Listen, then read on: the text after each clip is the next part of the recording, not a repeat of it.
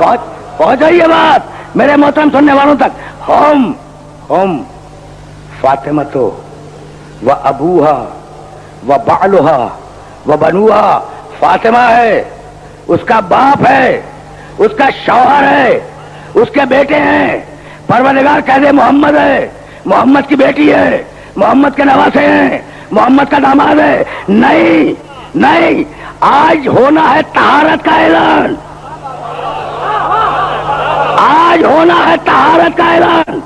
اگر محمد کے حوالے سے رشتہ داریاں بتلاؤں تو بہت سے رشتہ دار کھڑے ہو جائیں گے, اس لیے فاطمہ کا تذکرہ کروں گا.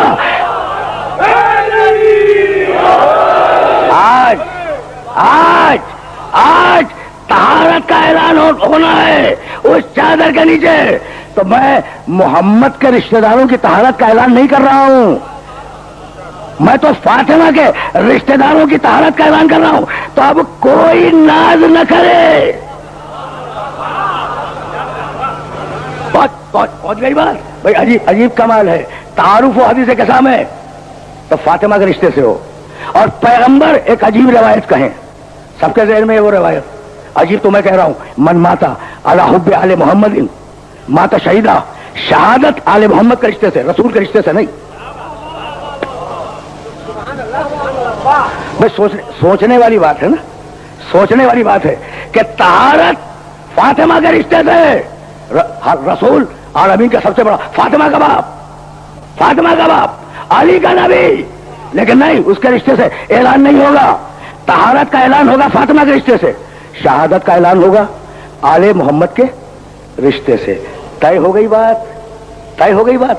سوچنے والی بات ہے کہ رسول جو سربراہ بھی ہے خاندان کا اور عالمین کا رسول بھی ہے, کہہ دیتے کہ جو میری محبت میں اور میری اولاد کی محبت میں مر جائے وہ شہید ہے, میری محبت میں نہیں ہے. ٹھیک. اور تیسرا مرحلہ بہت قریب ہو گیا ہوں میں.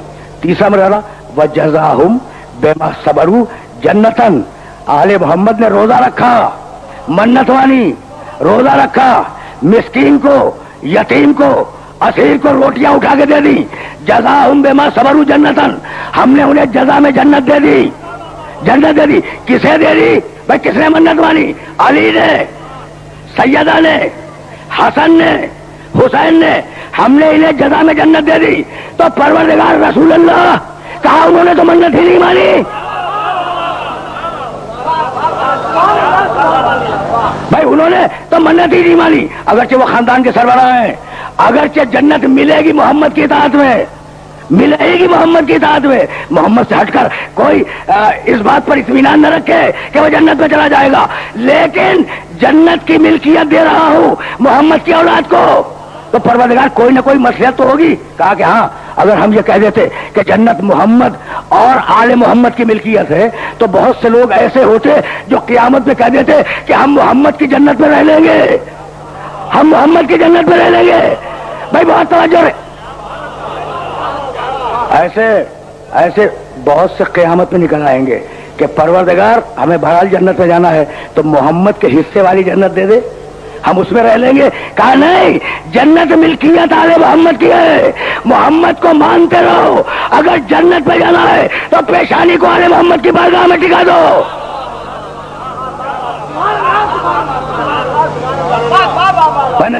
میں نے زحمت دی اور فکر یہی سے آگے بڑھ رہی ہے. موضوع متصل ہے, کل سے متصل ہوں میں. تو عورت کی اہمیت سمجھ میں آ گئی. ہوم فاطمہ تو و ابوہا و بالوہا و بنوہا. تعارف ہوگا فاطمہ کے ذریعے, طہارت کا اعلان ہوگا عورت کے ذریعے. ٹھیک. کتنی اہم ہے عورت کتنی اہم ہے بتاؤں بھائی؟ سننا, بڑے آرام سے سننا. عورت کی اہمیت کا اندازہ ہوتا ہے بھائی سورہ تحریم کی 2 آیتیں سنتے چلو, اور وہ اس قابل ہے کہ ان دونوں آیتوں کو اپنے ذہن میں رکھ لینا. عورت کا ہونے کا مطلب یہ نہیں ہے کہ بس وہ کمال کی منزل پہ فائز ہو گئی. بس دونوں سنو, دونوں. ضرب اللہ مثلا للذین کفروا امرأۃ نوح وامرأۃ لوط کانتا تحت عبدین من عبادنا صالحین فخانتاہما فلم یغنیا عنہما من اللہ شیئا وقیل ادخلا النار مع الداخلین وضرب اللہ مثلا للذین آمنوا امرأۃ فرعون اذ قالت رب نجنی من فرعون وعملہ ونجنی من القوم الظالمین. اللہ تمہارے سامنے کافروں کی مثال بیان کرتا ہے.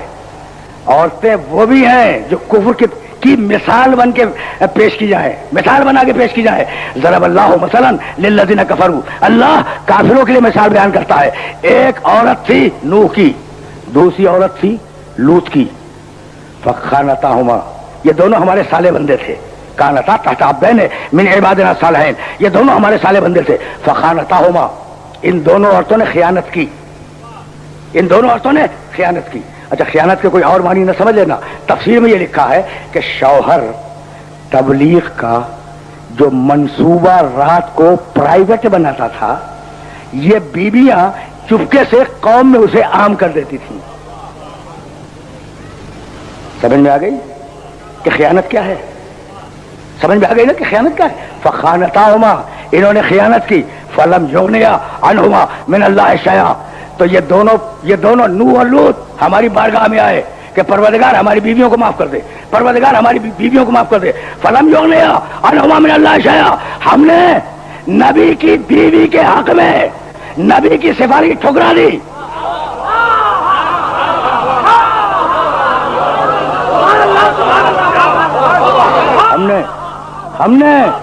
ہم نے نبی کی بیویوں کے حق میں نبیوں کی سفارشیں ٹھکرا دی. وقیلا ادخل النار مع الداخلین, اور ہمارے فرشتوں نے کہا جاؤ تم دونوں جہنم میں داخل ہونے والوں کے ساتھ داخل ہو جاؤ. وضرب اللہ مثلا للذین آمنوا, اور اللہ اب مومنوں کے لیے ایک مثال بیان کرتا ہے. دیکھا امرأۃ فرعون, ایک عورت تھی فرعون کی, کافروں کے لیے مثال ملی وہ بھی عورت, مومنوں کے لیے مثال ملی وہ بھی عورت. کیا عجیب و غریب مرحلہ ہے, کیا عجیب و غریب مرحلہ ہے. پروردگار یہ آسیہ فرعون کی بیوی جس کے لیے تو کہہ رہا ہے ضرب اللہ مثلا للذین آمنوا, ہم نے اس عورت کو مومنوں کے لیے ایمان کی مثال بیان بنا دیا. ہم نے اس عورت کو مومنوں کے لیے ایمان کی مثال بیان کر دیا. اس قالت رب نجنی من فرعون وعملہ, وہ پرائیویٹلی پوشیدہ طور پہ خلوت میں مجھ سے دعا مانگتی تھی, پروردگار مجھے فرعون سے بچا لے, پروردگار مجھے فرعون کے عمل سے بچا لے. ونجنی من القوم الظالمین, پروردگار یہ تو سب ظالم ہیں, فرعون اور فرعون کے لشکری, فرعون کے رشتہ دار, یہ سب ظالم ہیں, مجھے ان ظالموں سے بچا لے.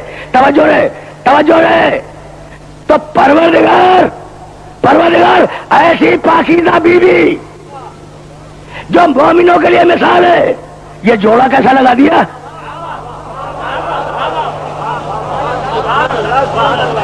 یہ جوڑا کیسا لگا دیا؟ یہ ہمسری کیسی؟ کہا بھائی رک جاؤ, مجھے اس بیوی سے کام لینا ہے. اور اگر تمہیں جوڑے پہ اعتراض ہے نا تو اب یاد رکھو کہ اگر شادی بے جوڑ ہوگی تو لامرد رہنے دوں گا, اولاد نہیں بھیجوں گا. شادی اگر ہو بھی گئی, کام لینا ہے اس بیوی سے, اعتراض مت کرو. اگر ہو بھی گئی تو چونکہ ہمسر نہیں ہے لامرد چھوڑوں گا. تو جہاں ہمسر نہ ہو وہاں نسل ختم ہو جائے, اور جہاں ہو وہاں نسل کوثر بن جائے.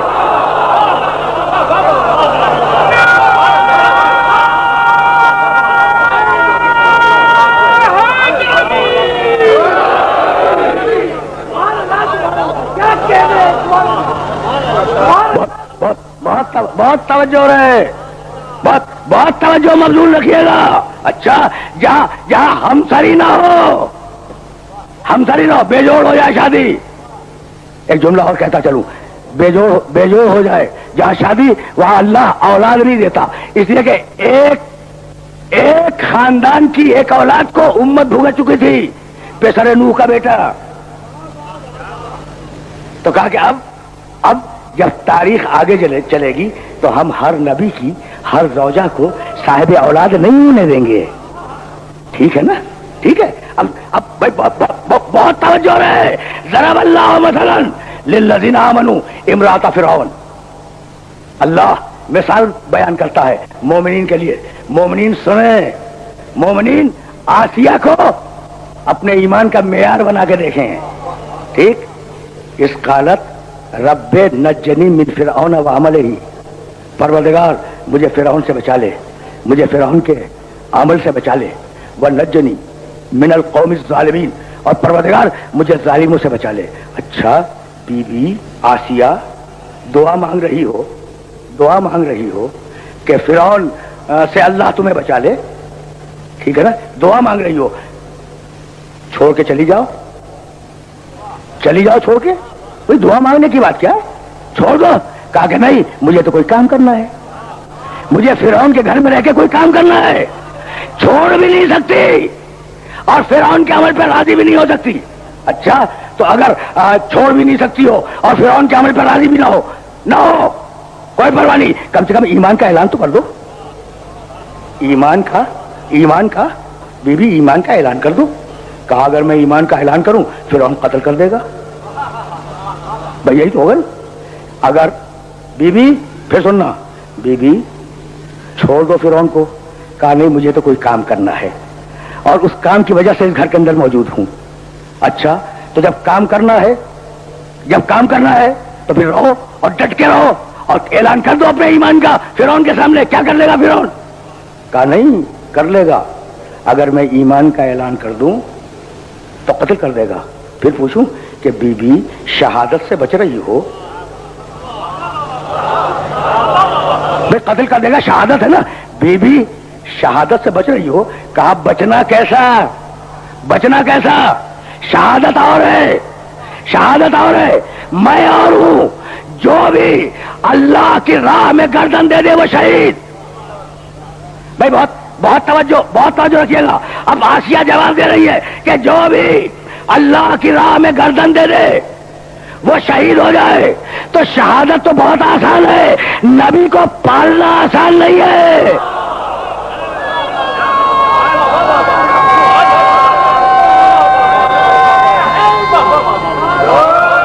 نبی کو پرورش کرنا ہے، نبی کی تربیت کرنی ہے. تو عورت اتنی محترم، عورت اتنی مقدس کہ نبی کی تربیت کے لیے اس عورت کو فرعون کے گھر میں رکھا گیا. بھائی عورت سمجھ میں آ رہی ہے؟ اب زیادہ زحمت سماعت نہیں دوں گا. اب فکر یہی سے آگے